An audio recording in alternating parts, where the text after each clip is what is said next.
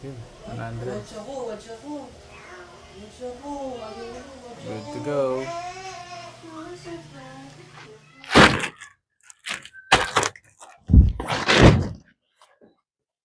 Yeah.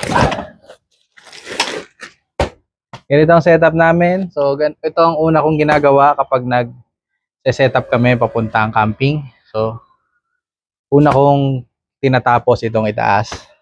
So, andito yung tent namin, yung bed, yung mattress. Once na may karga na natin to, so isasara na natin to, ilalagay na natin yung waterproof niya, waterproof na cover, and then itong net natin. So, after nun, set up naman natin tong sa likod. So, kasi ito yung pinaka medyo challenging i-setup dahil karga ka ng gamit. So, yan. Punta naman tayo doon sa likod mamaya. Pagka na-cover ko na. All set na tayo. So, na-cover na natin yung mga gamit natin sa bubong. So, waterproof naman itong cover natin. So, yan. Waterproof yan. So, nilalagyan natin yan para secured yung storage box natin. Although waterproof naman yung storage box natin, so mas okay pa rin yung may extra protection laban sa gabok, sa ulan. And then ito ang garterized na tali namin. So yan ang ginagamit ko dahil mas madali siyang i-lock, mas madali siyang ikabit, and mas secured siya dahil mahigpit talaga yan. Mahigpit talaga yan, guys. So walang hulog yan. No? Subok na yan dahil ang daming beses na namin ginamit ito ng ganyang setup. So pagtapos natin i-setup ito, isara. So punta naman tayo dun sa likod natin para yun naman ang aayusin natin. So ito talaga lagi ang una kong inaayos dahil once maayos mo na to, madali na mag-ayos sa likod. Ito yung mga gamit namin. So una namin nilalagay cooler, yung mga flat yan, yung mga box nilalagay ko yan dito para magkaroon pa ng isang patungan. So, tsaka ko ilalagay itong mga malaking, yung high back chair natin. Yan. Pinalagay na natin yan. And then ito. So, pag nalagay na natin yan, pwede na isara to. Itong isa. Para hindi mahulog. And then, ito. Okay. So ito, importante rin to. Ayan, dito yan. Tripod last to. Kasi minsan, nagsishot kami na palabas ng bahay. So, last na namin to nilalagay. Tungtungan natin kapag nagkakarga tayo sa taas. So, dapat nasa ibabaw din to. Kasi, ito rin ang unang ibababa kapag mag-unload ng mga storage box, yung mga gamit sa bubong. So lastly, dahil nga kita nyo naman maluwag pa, so may space pa tayo para dito sa ating EcoFlow River 3 Max Plus. So sobrang liit lang naman ito, sobrang compact. So pwede siya dito. Pwede siya dyan. And hindi siya kakain ng masyadong malaking space. So, ayan. Ito si EcoFlow, ito ang isa sa pinaka-importanting gamit namin kapag nagka-camping kami. Kasi dito kami kumukuha ng supply ng power. So, alam niyo naman kapag may mga kasama tayong mga bata like babies, so, kailangan hindi sila mainitan. Kaya ito, pagdating namin sa campsite, no, ginagamit na agad namin to, itinututok na namin sa aming mga anak. So, ito nga pala ay sobrang gaan lang din ito, guys. So, ayan. Magaan lang siya. So, pwede siya kahit saan mo ilagay. So, hindi siya kakain ng malaking space. Pakita ko na rin yung mga features nito, no? So, sa mga hindi pa po nakakanood nung previous na vlog namin, so pakita ko lang yung mga features niya. So, meron siya ditong DC output. So, pwedeng gamitin dito yung mga pang car charger natin, yung pang saksakan sa cigarette. And then, ito yung switch niya. Kung gagamitin, i-on. And then, meron siyang dalawang USB-A port. Plus, isang Type-C, USB-C port na may 100 watts output. So, meron din siyang outlet dito sa harap, AC output. So, ito naman yung switch niya kapag gagamitin mo tong outlet na to. So, universal na nga pala itong outlet na to, guys. So, yan. So, hindi lang to isa. So, meron pa siya dito sa likod. So, pakita natin. Pakita muna natin. So, ayan. Meron siya ditong dalawa pang outlet. So, bale, in total, ay meron siyang tatlong outlet. So, dito naman, dito mo siya i-charge. So, ito yung mga input niya. So, ito ay pang AC. So, pang 220.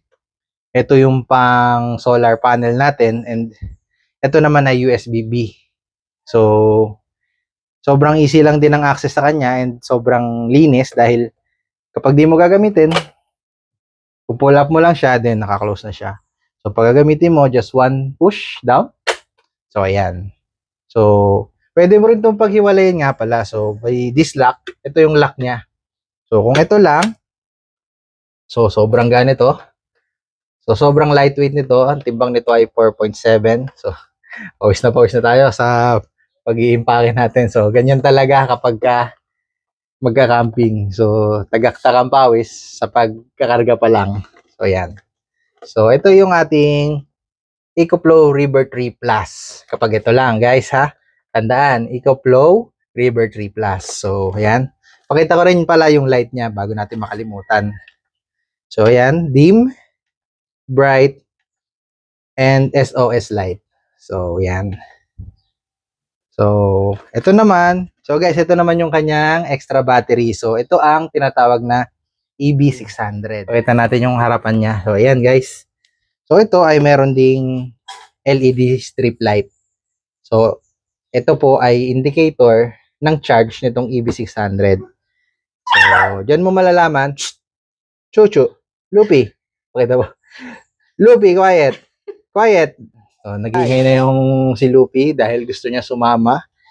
Ito yung switch niya. Kung gagamitin mo siya alone, ito yung on niya. Ito naman ay meron din siyang USB-C port na pwede mong i-charge ang inyong mga devices dito. And meron siyang 140 watts output. So, fast charger na rin siya. So, ayan, mag-alag din to. Lightweight lang. So, ito naman yung kanyang connector. Ito yung nagko-connect sa EB600 tsaka sa ating River 3 Plus. So, wireless na siya. So, plug and play. So, yan. Lagay na natin dito. Yan. Sobrang dali lang niya ilagay. Just, oh. Pag narinig niyo yung click sound, nakalock na po yan. Close natin. So, yan. So, ganyan ka-compact itong si EcoFlow River 3 Max Plus. So, magagamit namin to sa aming pagkakamping mamaya. And ito naging importante sa amin dahil hindi lang para sa electric fan, dahil pwede rin siyang source of light sa aming campsite. Yan. And pwede rin kami mag-charge dito ng aming mga devices like cellphone, camera, drone.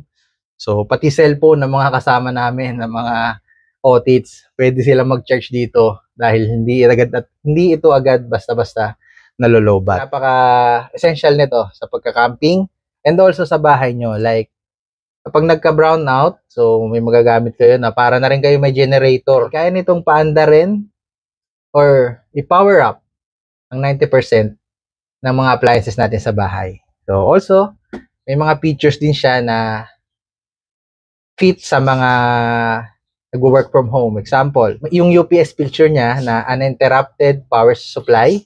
Once na magkaroon ng power outage and nakasaksak dito yung wifi nyo and your laptop, so continuous pa rin yung pagtatrabaho nyo. Hindi mamamatay yung internet connection nyo, hindi mamamatay yung PC nyo or yung laptop nyo. Nothing to worry na baka hindi ma-save yung mga file na ginagawa nyo.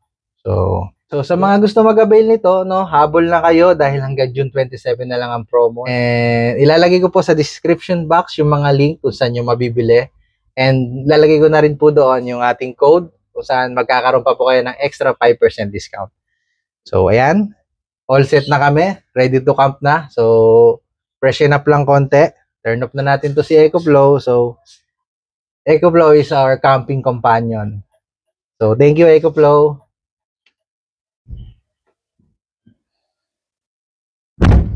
Let's go. Camping.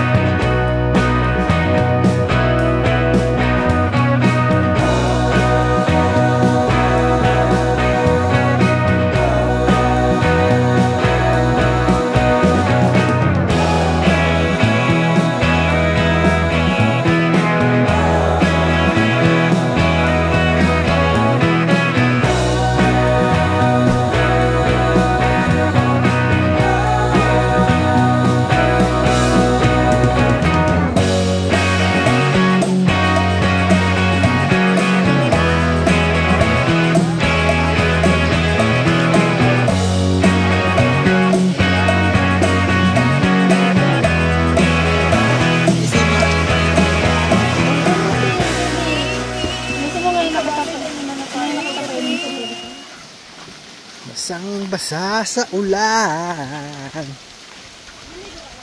So, wala nang choice kundi ibaba ang mga camping gears kahit na ulan.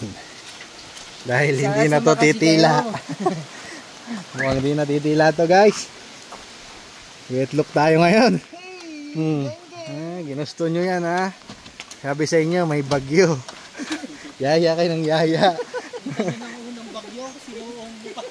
Unang bagyo. Tinuro nyo. Sige.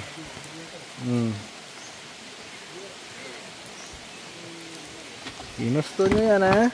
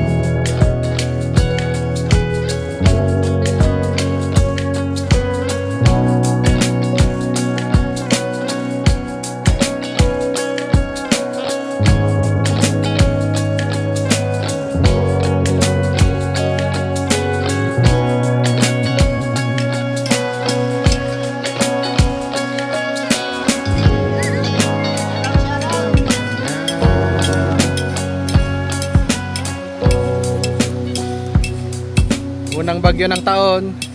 Hey!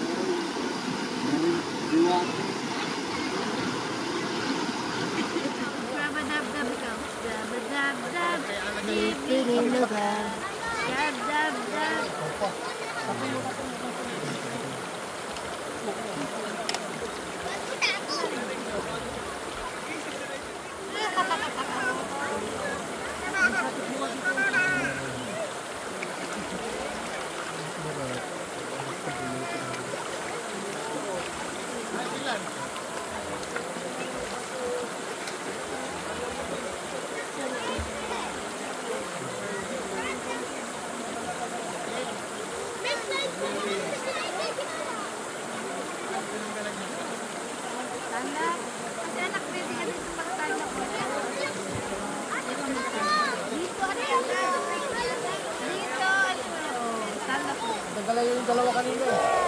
Nagdala yung dalawa kanina. Yan na si ate.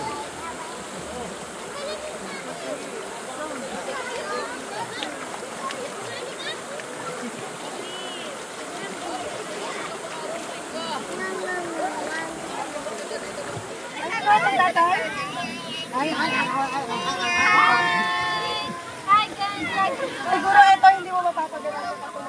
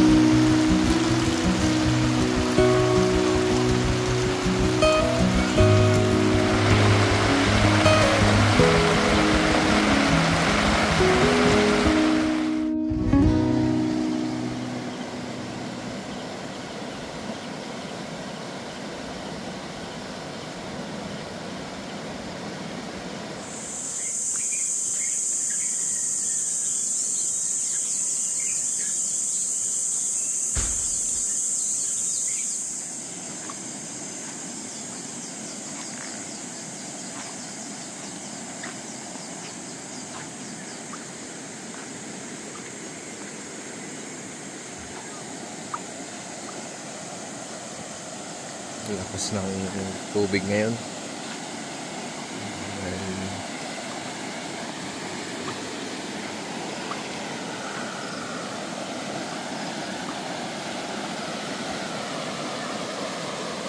Lakas ng tubig, kulay brown tuloy.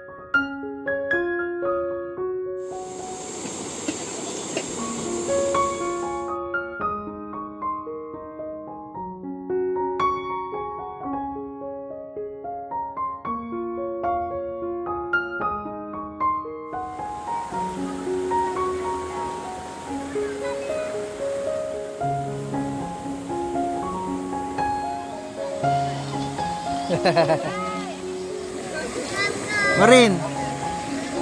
Hi to the drone! Hi to the drone! Hi! Wala naman drone. Day 2 na namin dito sa Camp Gilmore. And grabe kagabi. Grabe ang ulan kagabi. So, simula yata 9 PM. Umulan na. Then, lumalakas pa siya bandang alas 12 ng gabi, madaling araw. Pero syempre, hindi naman tayo naapektuhan dahil waterproof naman yung tent natin. So, ito nga pala. Ayan, ito nga pala ang bago naming tent. Ulit. So, full air tent na siya. And sobrang easy niya i-set up. So, bomba lang. Okay na. So, hindi siya ganun kalaki, pero kasya naman kami. So, yan. This is our power station. EcoFlow River Trim Max Plus. Tingnan niyo yung ilog ngayon, no? Brown siya kasi sobrang lakas ng ulan kagabi. Kaya ganyan ang kulay niya. Pero kahapon ay malinaw yan. So, tingnan natin. Baka maya-maya luminaw ulit. Balikan namin kayo. Mag-swimming lang kaming lahat. Ayan. Kasama namin. So, ayan ang mga kasama namin.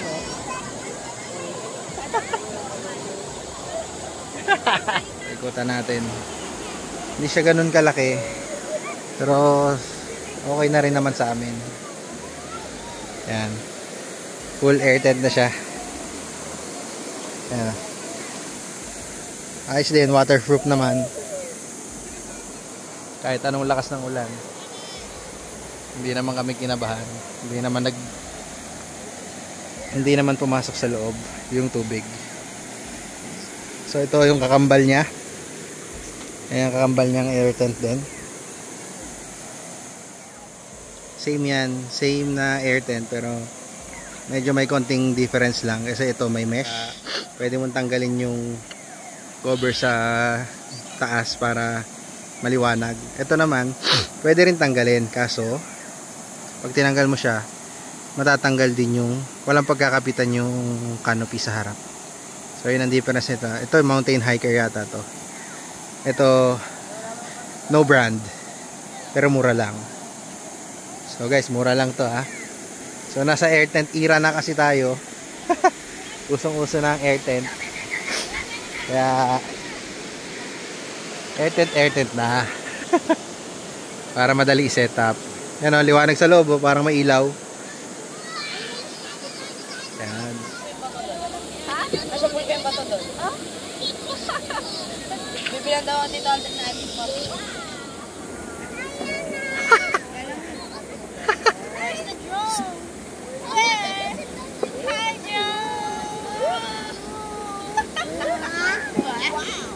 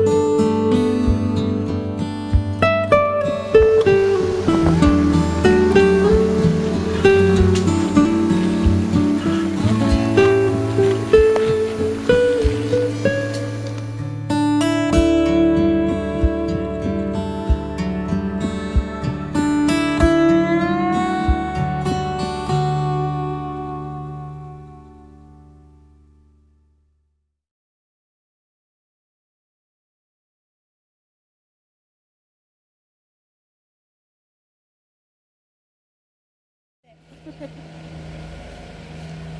na yung kamay, oh. Pagpag may pampagpag ba? Salamat po, Camp Gilmore sa Guyabano. Meron doon si Papa.